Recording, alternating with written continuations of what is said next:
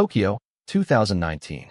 A small trading floor hidden on the 32nd floor of a gleaming skyscraper. No screaming. No phones ringing off the hook. Just the quiet hum of computers and the occasional click of a mouse. I'm standing behind an old Japanese trader named Takashi. He's been trading for 43 years. 43 years. The man has seen everything. The bubble economy of the 80s. The crash of 87. The Asian financial crisis. The dot-com boom and bust. The 2008 meltdown. Everything. And on this particular morning, the market is bleeding red. I mean really bleeding. The kind of day where amateur traders are jumping out of windows, metaphorically speaking. Everyone on the floor is panicking. Everyone except Takashi. He's sitting there, calm as a mountain lake, sipping his green tea, watching the carnage unfold on his screen like he's watching clouds pass by. Then, after what feels like an eternity, he makes one trade. One single trade. Closes his laptop. And goes home. The next day, I find out he made more money on that one trade than all the other traders combined made in the entire month. And they were trading frantically all day long. So I had to ask him. I had to know. What was his secret? Some special indicator? Inside information? A crystal ball hidden in his desk drawer? He looked at me with this little smile, the kind that makes you feel like a child asking why the sky is blue, and said something I'll never forget.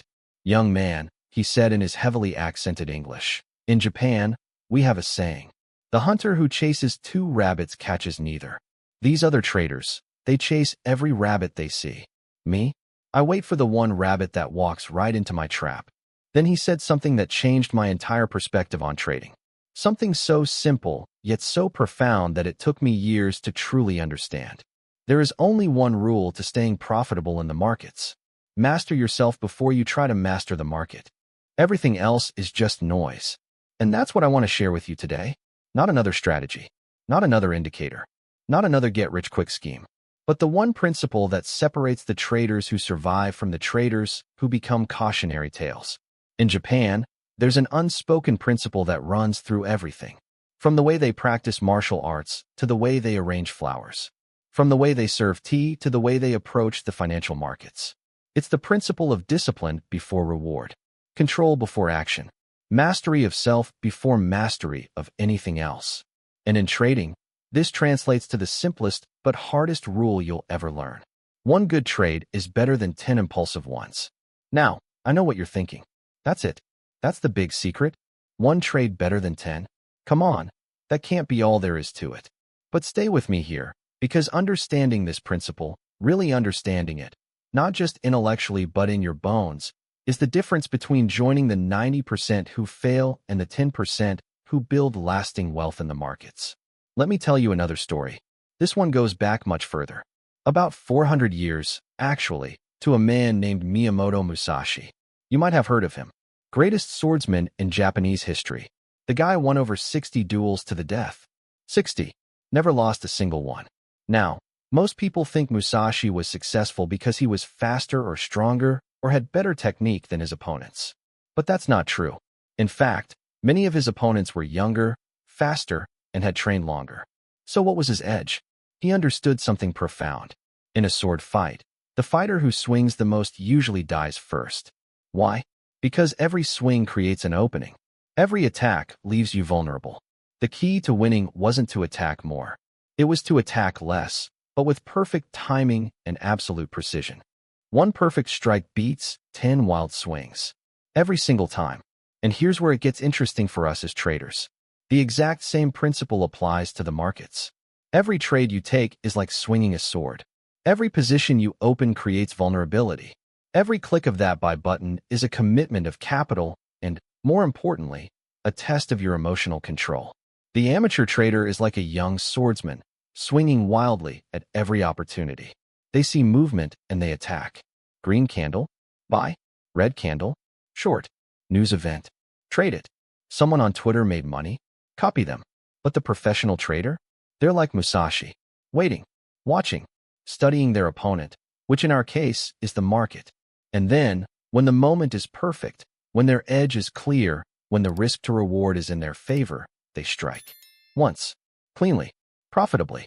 This brings me to something I learned from studying Japanese tea ceremonies. Now, I know what you're thinking.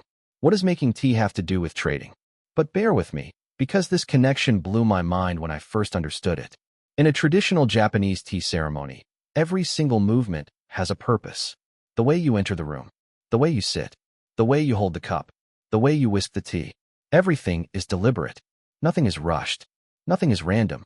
The first time I watched one, I was honestly a bit impatient. I mean, it takes like an hour just to make and drink one cup of tea. In America, we'd have gone through a whole pot of coffee and be on to our third refill by then. But that's exactly the point.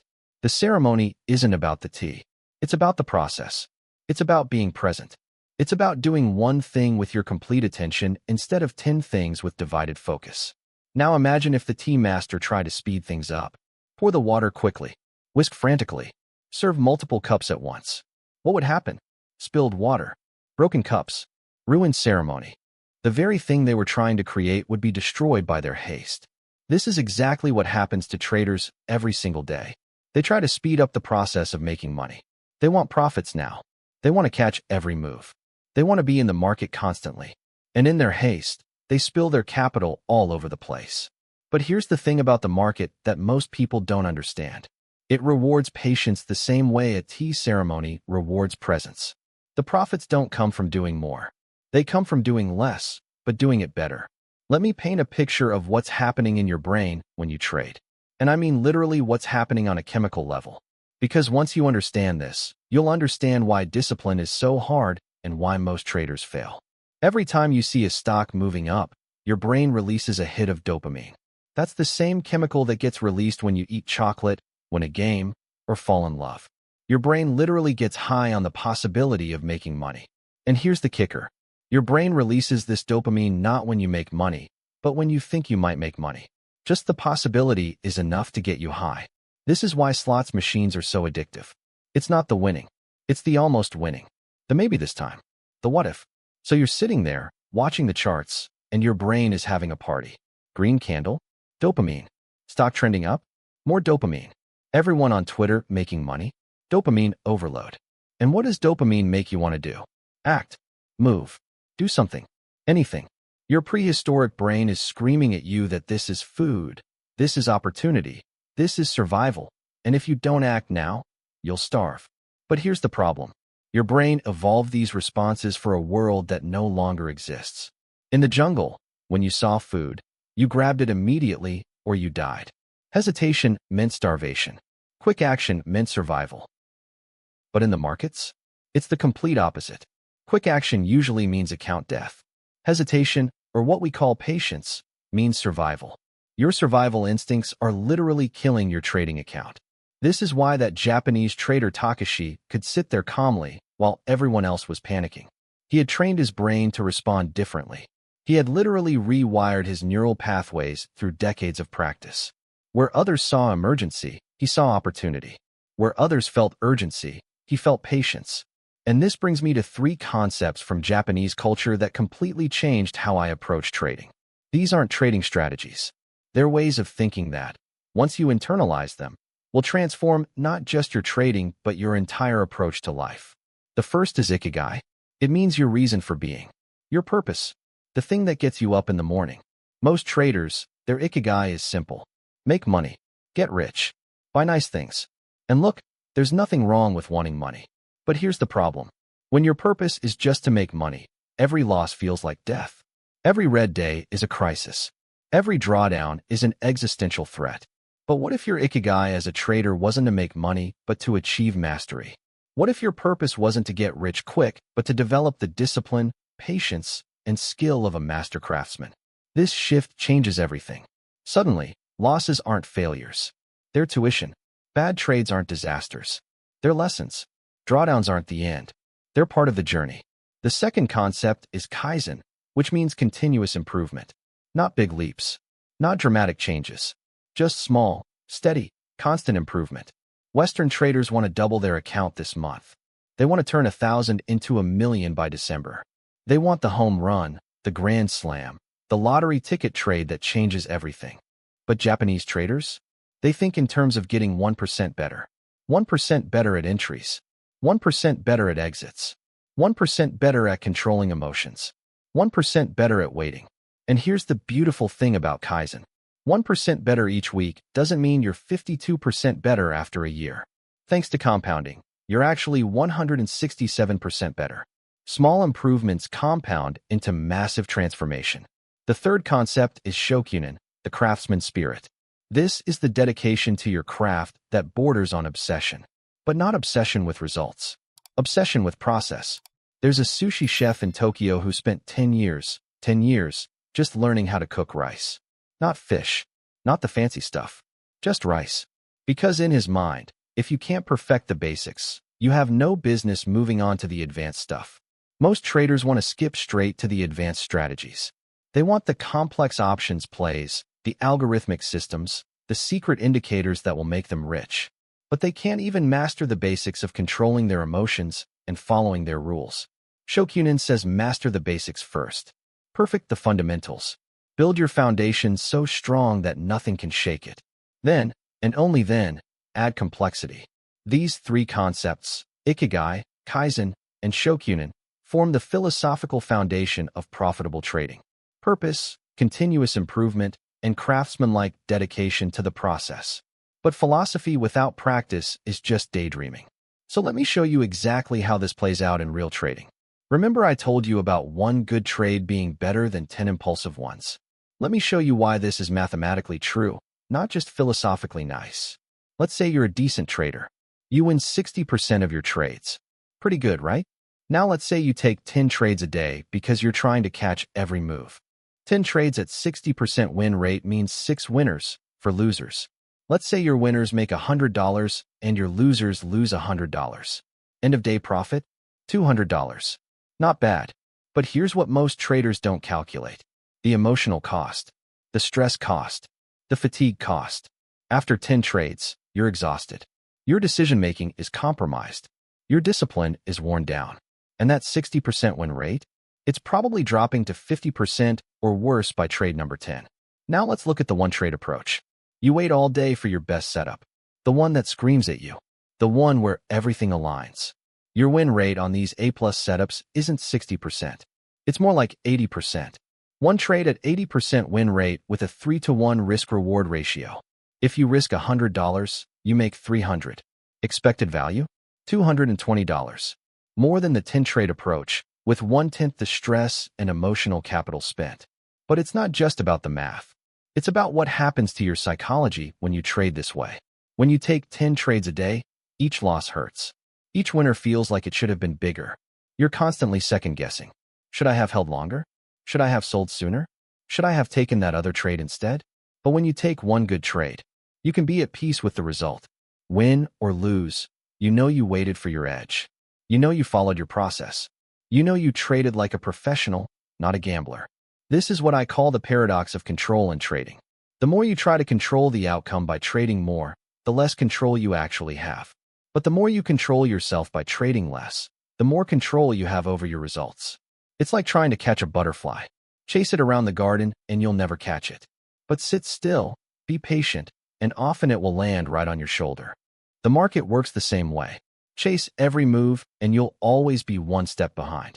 But wait patiently for your setup and profits come to you. Now, I know what some of you are thinking. But what about all the opportunities I'm missing? What about all the moves happening while I'm sitting on my hands? Let me tell you something that took me years to understand. Those aren't opportunities. They're distractions. An opportunity is only an opportunity if it fits your strategy, matches your edge, and aligns with your risk parameters. Everything else is just movement. And movement without edge is just gambling. Think about it this way. If you're a sniper, is every person walking by a target? No.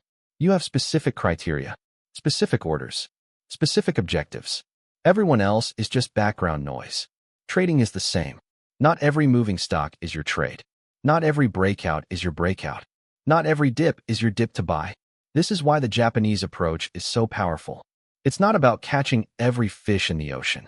It's about knowing exactly what kind of fish you're fishing for, where they swim, what bait they like, and waiting patiently for them to bite.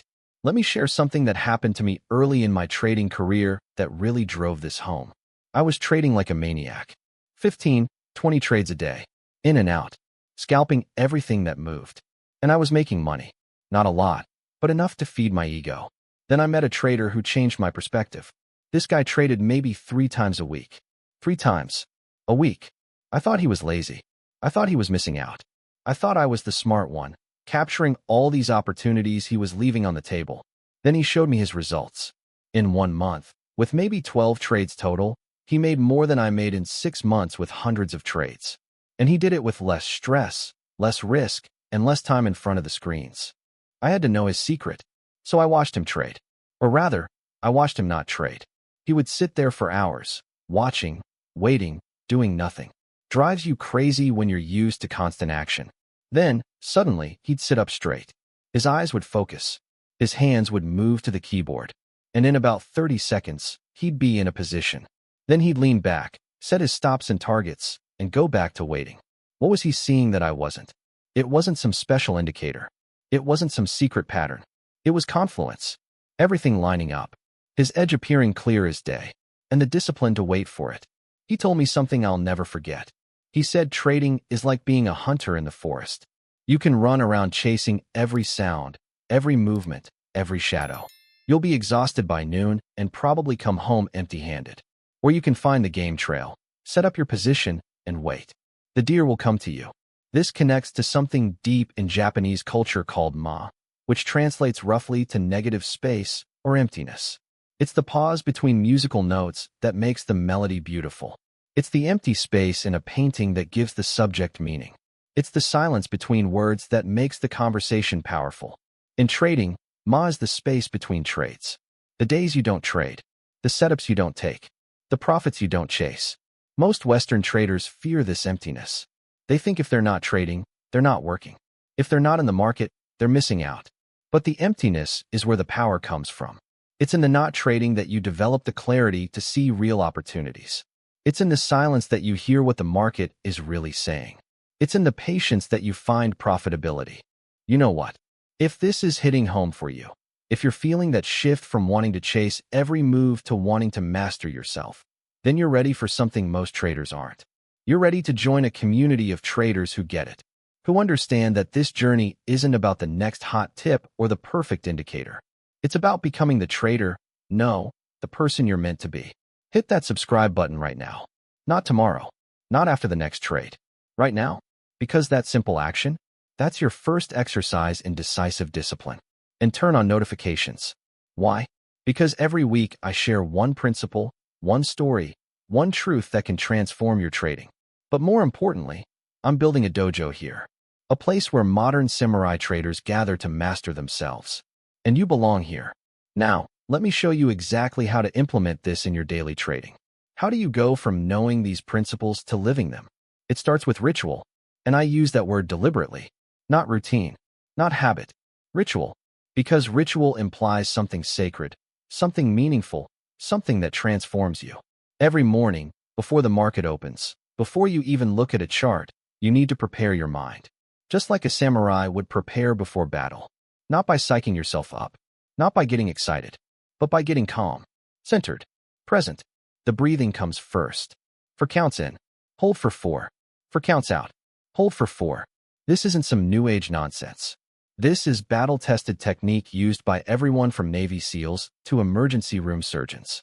It moves your nervous system from sympathetic to parasympathetic, from fight or flight to rest and digest, from monkey brain to wise mind. After breathing comes questions. 3 specific questions you ask yourself every single day. What is my edge today? What will make me break my rules? How will I stay disciplined? Write the answers down. Actually write them. Because there's something about putting pen to paper that makes it real, makes it a commitment, makes it harder to break. Then comes what I call market meditation. You open your charts, but you don't trade. You just observe, like watching clouds. No judgment, no predictions, just observation. What's the market telling you? Is it trending or ranging? Is it calm or volatile? Are buyers or sellers in control? You're not looking for trades yet.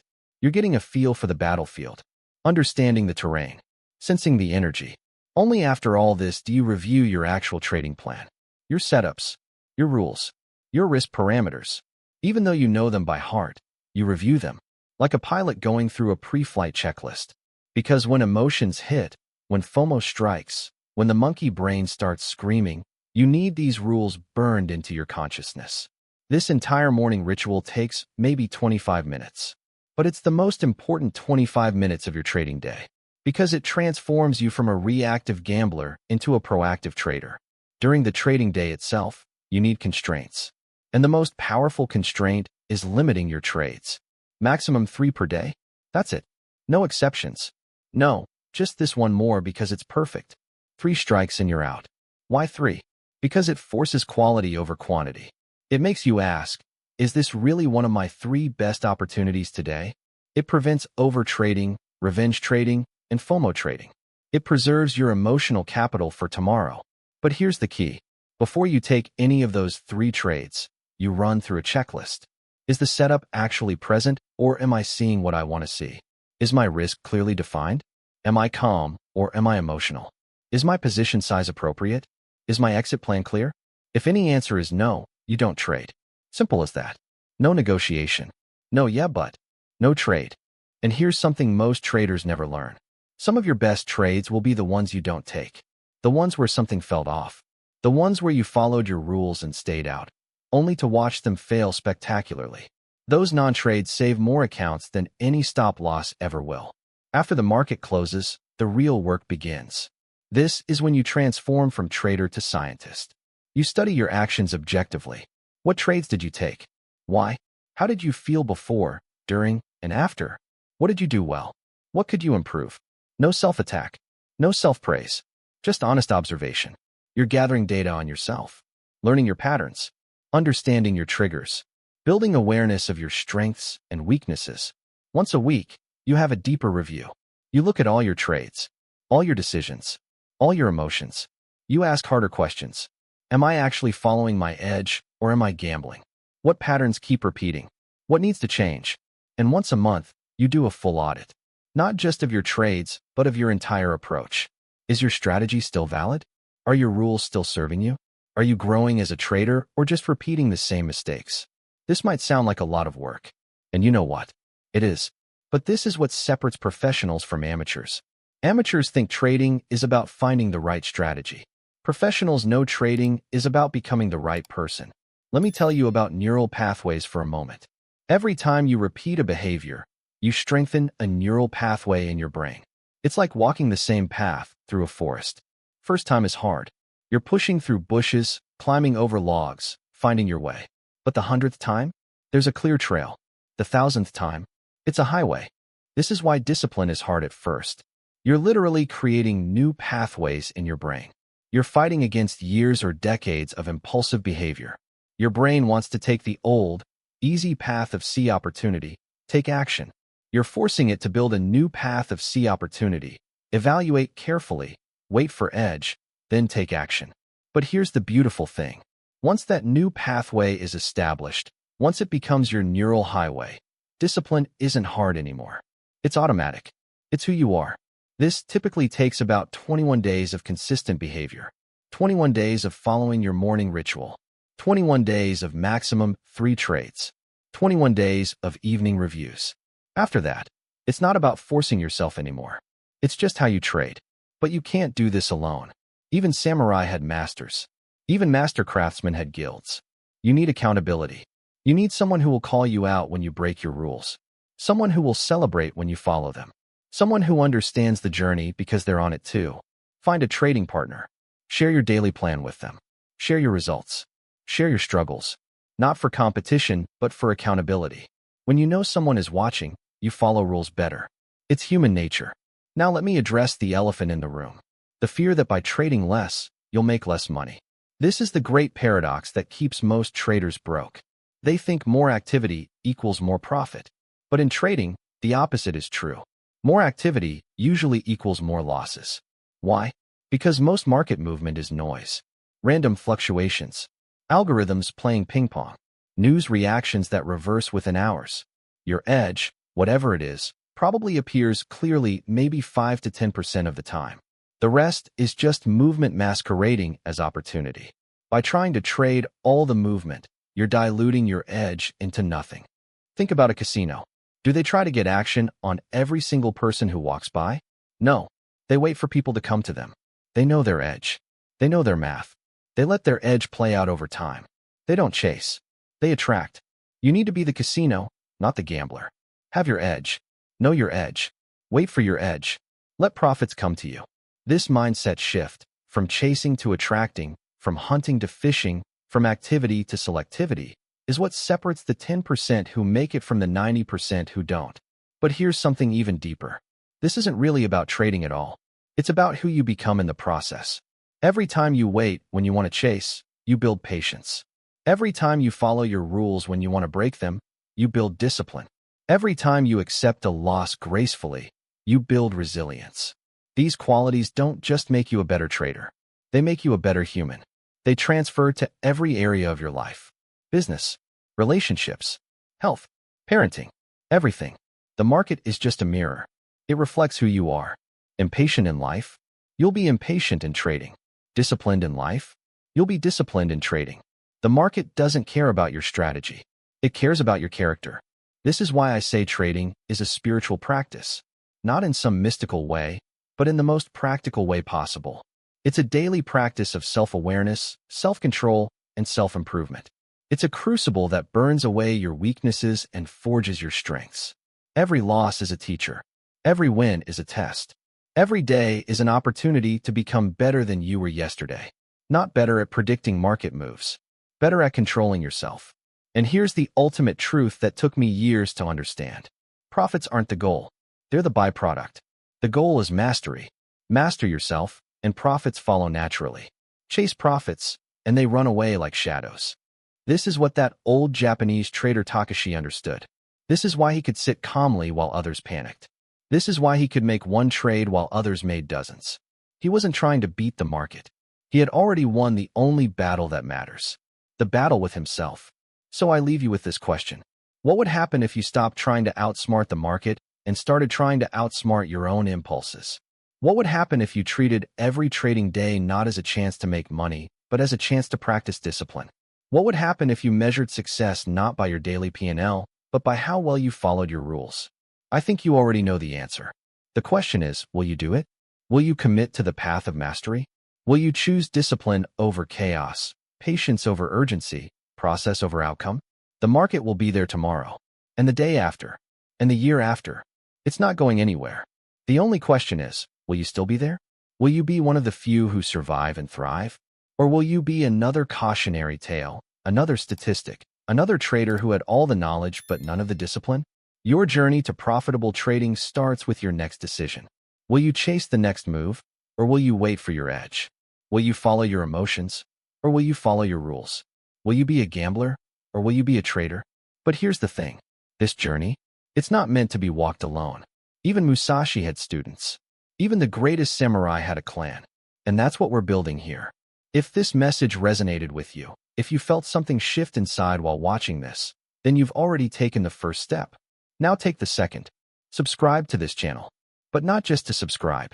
Subscribe as a commitment. A commitment to yourself that you're done with the old way of trading. Done with the chaos. Done with the gambling. Ready for mastery. Trade with discipline. Trade like a master. The path of the trading samurai awaits.